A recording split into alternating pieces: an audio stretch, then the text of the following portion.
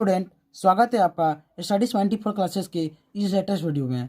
दोस्तों, आज की इस वीडियो में हम लोग धातु कर्म, इंग्लिश में मेटलर्जी बोलते हैं, इसे पढ़ने वाले हैं। इस लास्ट क्लास में हम लोग प्रकृति में धातुओं की उपस्थिति और खनिज और अयस्क के बारे में पूरा पढ़ चुके हैं। आज हम लोग को मेटलर्जी स्टार्ट करनी है।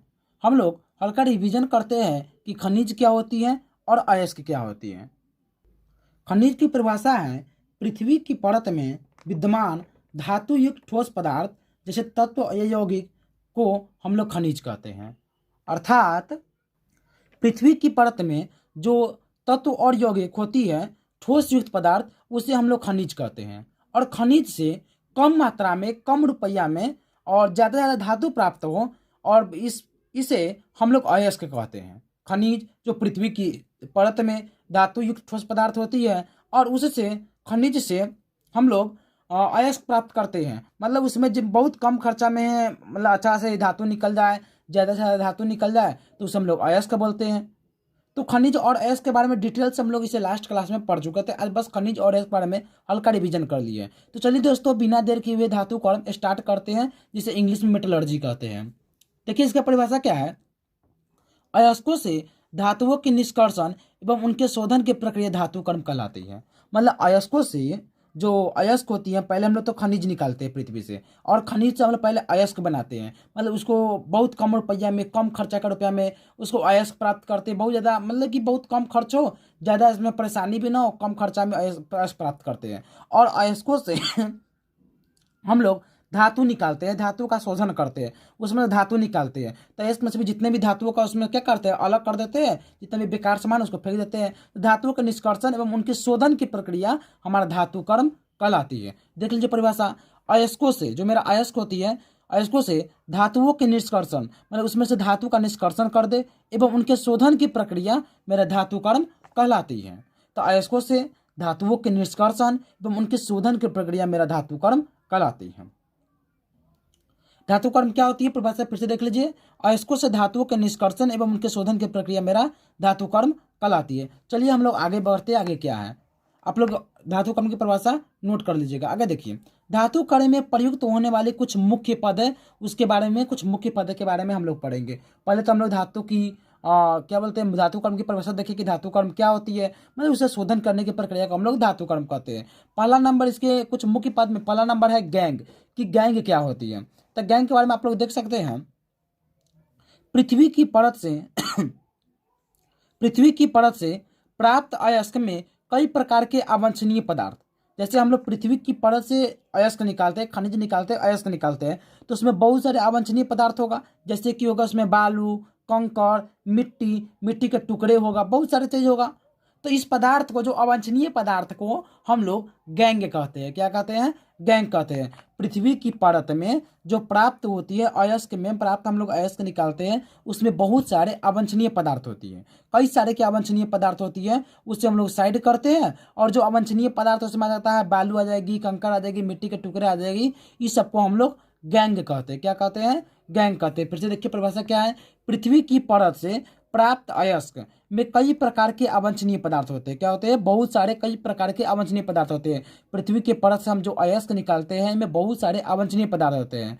पृथ्वी की परत से प्राप्त अयस्क में कई प्रकार के अवांछनीय पदार्थ, जैसे बालू, कंकड़ या मिट्टी के टुकड़े आदि होते हैं। क्या क्या होती है, बालू होती है, कंकड़ होती है, या मिट्टी के टुकड़े आदि मिश्रित रहते हैं। ये पदार्थ मेरा क्या कहलाता है, गैंग कहलाता है।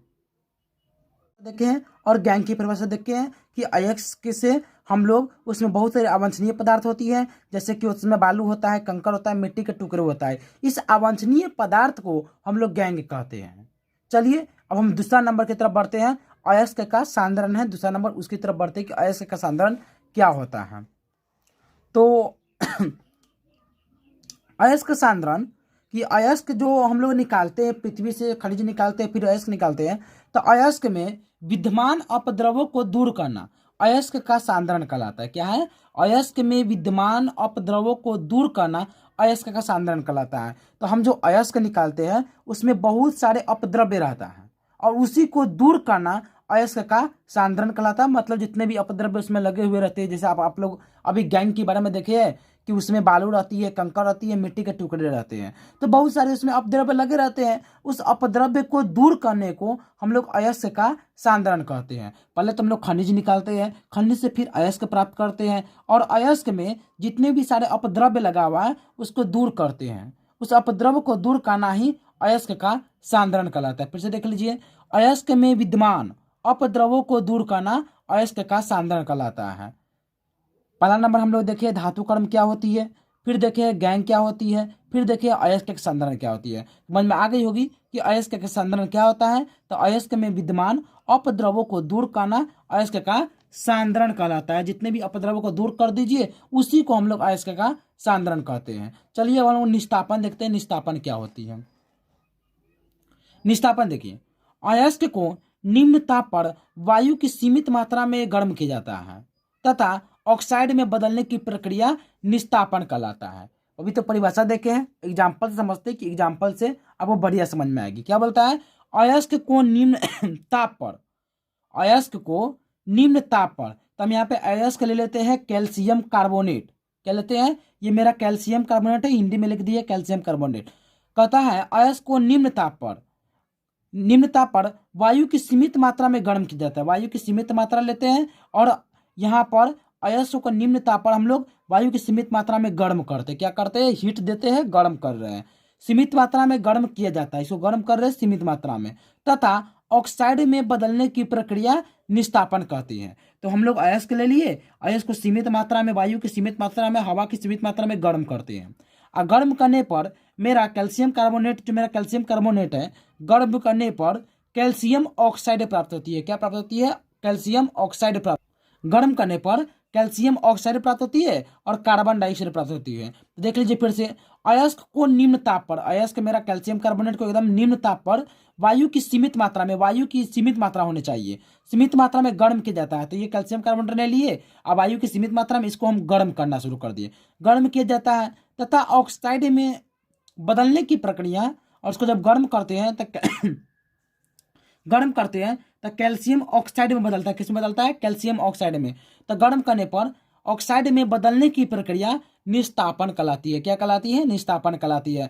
कैल्शियम कार्बोनेट को लीजिए और उसको गर्म करिए, वो मेरा ऑक्साइड में बदल जाएगी। इसी प्रक्रिया को हम लोग निस्तापन कहते हैं। अयस्क को निम्न ताप पर, ये मेरा अयस्क है, इसको निम्न ताप पर वायु की सीमित मात्रा में, एकदम वायु की सीमित मात्रा लेंगे, में गर्म करने पर, गर्म किया जाता है, इसको गर्म करने पर हीट देते हैं, गर्म करते हैं, गर्म किया जाता है तथा ऑक्साइड में बदलने की प्रक्रिया, ऑक्साइड में बदलने की प्रक्रिया निस्तापन कहलाती है। इसको ऑक्साइड में, कैल्शियम ऑक्साइड में बदल गई। जब हम अयस्क को गर्म किए सीमित मात्रा में, वायु की सीमित मात्रा में, तो ऑक्साइड में बदल गई। बदलने की प्रक्रिया ही मेरा निस्तापन कहलाता है। क्या कहलाता है, निस्तापन कहलाता है। अयस्क को निम्न ताप पर वायु की सीमित मात्रा में गर्म किया जाता है। ये मेरा अयस्क है, इसको निम्न ताप पर वायु की सीमित मात्रा में गर्म किया जाता है और उसे ऑक्साइड में बदलता है। इसमें बदलने की प्रक्रिया को ही, ऑक्साइड में बदलने की प्रक्रिया को हम लोग निस्तापन कहते हैं। चलिए, निस्तापन आप लोगों को समझ में आ गई होगी। चलिए हम लोग नेक्स्ट पेज में देखते हैं, नेक्स्ट पेज में क्या है। चौथा नंबर में मेरा भर्जन है। भर्जन क्या होती है, अभी हम लोग निस्तापन के बारे में देखिए कि एकदम निम्न मात्रा में, निम्न ताप पर हम लोग गर्म करते हैं। भर्जन देखिए, भर्जन क्या है। भर्जन वह क्रिया जिसमें सल्फाइड अयस्क को, सल्फाइड अयस्क को, देखिए गौर करिएगा, वायु की उपस्थिति में, वायु की उपस्थिति हो, वायु की उपस्थिति में उनके गलनांक से नीचे, मतलब बहुत ही ज्यादा ताप हो, गलनांक के नीचे, मतलब बहुत ज्यादा ताप हो, उसे जस्ट नीचे हो, गलनांक से नीचे गर्म करने पर, गर्म करने की पर या गर्म करने की क्रिया को हम लोग क्या कहते हैं, भर्जन कहते हैं। क्या कहते हैं, भर्जन कहते हैं या भर्जन कहलाता है। अभी तक परिभाषा देखिए, परिभाषा समझ में नहीं आएगी, एग्जाम्पल से समझते हैं। परिभाषा और एग्जाम्पल को लिंक करेंगे तब भर्जन की परिभाषा समझ में आएगी। क्या कहता है, वह क्रिया, क्या कहता है, वह क्रिया जिसमें सल्फाइड अयस्क, हम एक सल्फाइड अयस्क ले लेते हैं, जिंक सल्फाइड एक अयस्क लेते हैं। क्या करते हैं, जिंक सल्फाइड एक अयस्क लेते हैं। वह क्रिया जिसमें सल्फाइड अयस्क को, जिंक सल्फाइड एक अयस्क है, वायु की उपस्थिति में प्लस ऑक्सीजन, वायु की उपस्थिति में, वायु की उपस्थिति में उनके गलनांक से नीचे गर्म करने पर, तो इसको O2, वायु की उपस्थिति में इसको हम क्या करते हैं, गर्म करने लग जाते हैं। क्या करते हैं, गर्म करते हैं। तो गर्म करने पर, वायु की उपस्थिति में गर्म करने पर उनके गलनांक से नीचे गर्म करने की क्रिया भर्जन कहलाता है। क्या कहलाता है? भर्जन कहलाता है। अर्थात ये जितने भी काम हो रहा है ये मेरा भर्जन कहलाएगा। फिर से देख लीजिए, वह क्रिया जिसमें सल्फाइड अयस्क को, ये मेरा सल्फाइड अयस्क है, जिंक सल्फाइड को वायु की उपस्थिति में हम यहाँ पे गर्म कर रहे हैं, यहाँ पे नीचे से गर्म करिए, वायु की उपस्थिति में उनके गलनांक से जस्ट नीचे होना चाहिए, गर्म करने की क्रिया भर्जन कहलाता है। अब गलनांक क्या है? गलनांक के बारे में आप लोग 9th क्लास से ही पढ़ते आ रहे हैं कि गलनांक क्या है, और हम कितने सारे वीडियो में गलनांक क्वथनांक का परिभाषा के बारे में बताया है। यदि नहीं देखे तो कृपया करके वो वीडियो सब देख लीजिए, तब ये क्लास समझ में आएगी। ये हम लोग धातु और अधातु चैप्टर पढ़ रहे हैं, और धातु का चैप्टर जो पढ़ रहे हैं इसमें हम लोग सीक्वेंस से वीडियो क्लास पढ़ते आ रहे हैं, एक एक टॉपिक पढ़ रहे हैं, कहीं पर भी मिस नहीं कर रहे, पूरा चैप्टर का तैयारी हम लोग यहाँ पर कर रहे हैं। तो अभी हम लोग धातु कर्म पढ़ रहे हैं, मेटलर्जी पढ़ रहे हैं, और इसे भी आगे करके पूरा चैप्टर इसमें प्ले लिस्ट में खत्म करेंगे।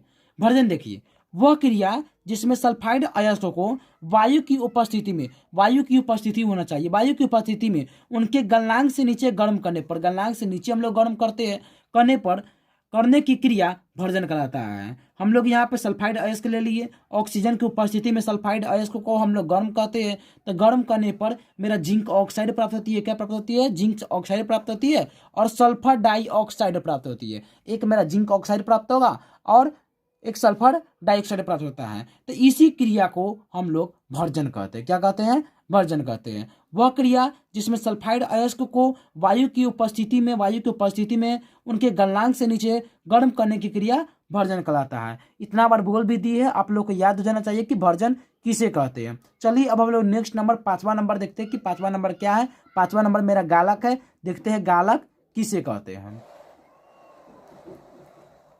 आप लोग उसको नोट कर लीजिएगा, भर्जन किसे कहते हैं, एक एक चीज नोट करते हुए चलिएगा, कहीं पर आपको ये चैप्टर में कहीं छूट नहीं रहा है, पूरा एकदम सीक्वेंस से वीडियो पढ़ते आ रहे हैं। गालक देखिए, गालक किसे कहते हैं तो फिर परिभाषा समझिए। किसी अयस्क में, हम जो अयस्क निकालते हैं, किसी अयस्क में, आप जानते ही है अयस्क में बहुत सारे अवांछनीय पदार्थ होते हैं, तो बहुत को तो दूर कर देते हैं। अब बहुत सारे ऐसे अवांछनीय पदार्थ होते हैं जिसको गल नहीं सकता है, अगलनीय पदार्थ है वो दूर नहीं होता है, तो हम लोग क्या करते हैं, अयस्क में गालक मिला देते हैं। गालक का एग्जाम्पल देखते हैं, उसमें गालक मिला देते हैं, तो मिला देने पर जो अगलनीय पदार्थ होता है, अशुद्धि होता है, वो दूर हो जाता है, उसी को हम लोग गालक कहते हैं। परिभाषा देखिए, किसी अयस्क में, एक अयस्क लेते हैं, चलिए किसी चीज का भी अयस्क ले सकते हैं, अयस्क में उपस्थित अगलनीय अशुद्धियों को अलग करने के लिए, उसमें उपस्थित अगलनीय अशुद्धियां क्या होती है, अगलनीय अशुद्धियों को अलग करने के लिए, दूर करने के लिए जो पदार्थ मिला जाता है, अयस्क में कुछ पदार्थ मिला जाता है, किसी अयस्क में उपस्थित अगलनीय अशुद्धियों को, उसमें अगलनीय अशुद्धि है, उसको हम लोग चाहते हैं कि अलग कर दे, दूर कर दे, अलग करने के लिए जो पदार्थ मिलाया जाता है उसे हम लोग गालक कहते हैं। क्या कहते हैं? गालक कहते हैं। एक अयस्क लीजिए, उसमें आप मिला दीजिए, अब मिला देने पर जितने भी अगलनीय पदार्थ होगा वो सारे अशुद्धियाँ दूर हो जाती है। तो जो पदार्थ मिलाते हैं ना उसी को हम लोग गालक कहते हैं। तो मिलाएंगे क्या? मिलाएंगे हम लोग सिलिका। क्या मिलाएंगे? Silica, SiO2। सिलिका को मिला दीजिएगा तो जितने भी अयस्क में मिला दीजिएगा तो जितने भी वहाँ पर अगलनीय पदार्थ होगी, अशुद्धियाँ होगी, वो सारे के सारे दूर हो जाती हैं। सिलिका मिलाते ही और सारे के सारे अशुद्धियाँ दूर हो जाती है। हम लोग कोई भी सामान ऑनलाइन मंगाते हैं, तो जैसे शूज मंगाए, जूता मंगाए, तो उसमें भी सिलिका दिया रहता है एक पैकेट में। हम लोग बिना सोचे समझे उस सिलिका को फेंक देते हैं, कोई उपयोग नहीं करते हैं। वो सिलिका रहता है कि आपका जूता कभी भी खराब नहीं होगा। बहुत सारे सामान मंगाते हैं तो उसमें सिलिका दिया रहता है। आपको स्क्रीन पर सिलिका का फोटो आ रही होगी। आप लोग यही सिलिका है जिसको हम लोग अयस्क में मिलाकर अशुद्धियों को दूर करते हैं। ये मेरा गालक कहलाता है। समझ में आई कि नहीं आई? गालक का फिर से एक बार परिचय देखते हैं। किसी अयस्क में उपस्थित अगलनीय अशुद्धियों को अलग करने के लिए जो पदार्थ मिलाया जाता है उसे हम लोग गालक कहते हैं। उस पदार्थ को हम लोग गालक कहते हैं। समझ में आया कि नहीं है कि गालक किसे कहते हैं? चलिए हम लोग धातुमल देखते हैं कि धातुमल किसे कहते हैं।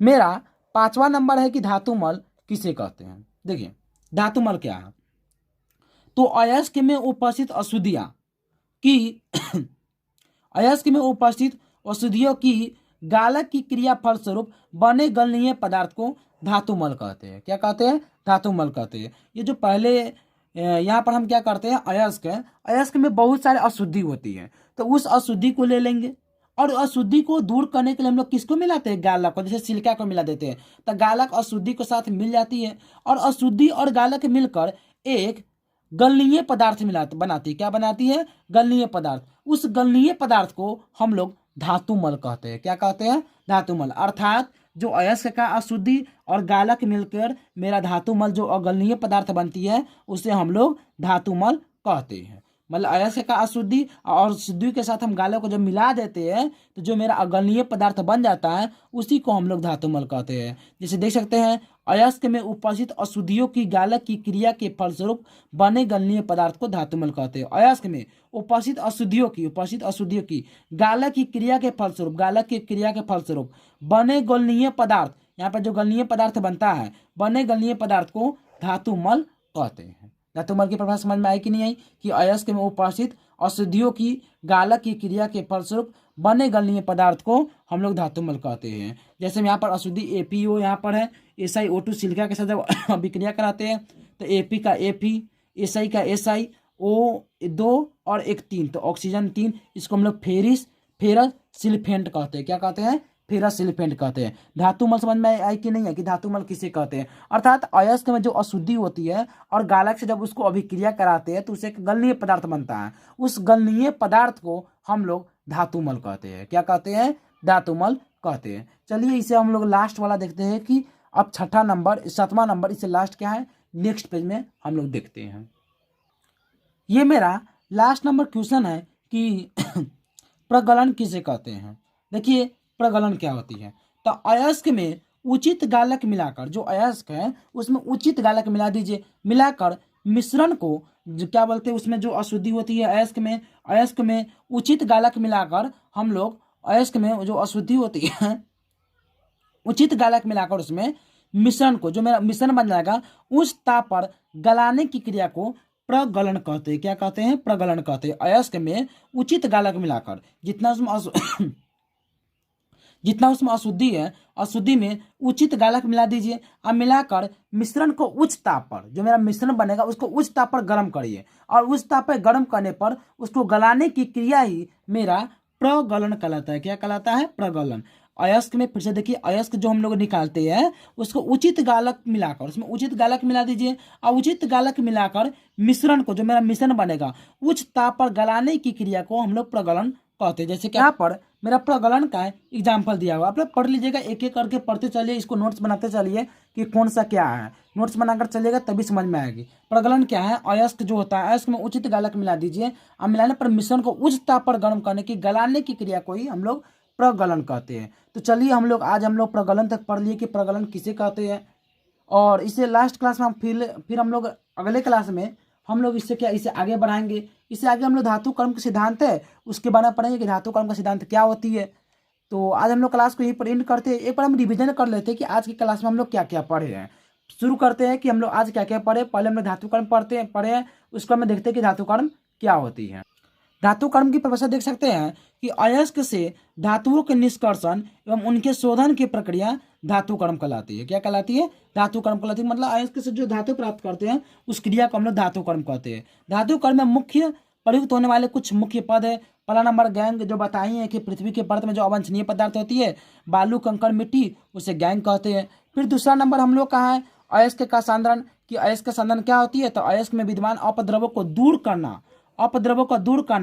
करने को ही अयस्क का सांद्रण कहलाता है। पहला नंबर धातु कर्म, दूसरा नंबर गैंग। अब पढ़ते अयस्क का सांद्रण, कि उसमें अपद्रव्यों को दूर करना ही अयस्क का सांद्रण कहलाता है। फिर पढ़े निस्तापन क्या होती है। निस्तापन में देख सकते हैं अयस्क को निम्न ताप पर वायु की सीमित मात्रा में, गर्म किया जाता है तथा ऑक्साइड में बदलने की प्रक्रिया निस्तापन कहलाती है। जैसे यहाँ पर हम यहाँ पे अयस्क लिए हैं कैल्शियम कार्बोनेट, इसको गर्म किए है तो कैल्शियम ऑक्साइड प्राप्त हुई और कार्बन डाइऑक्साइड प्राप्त हुई।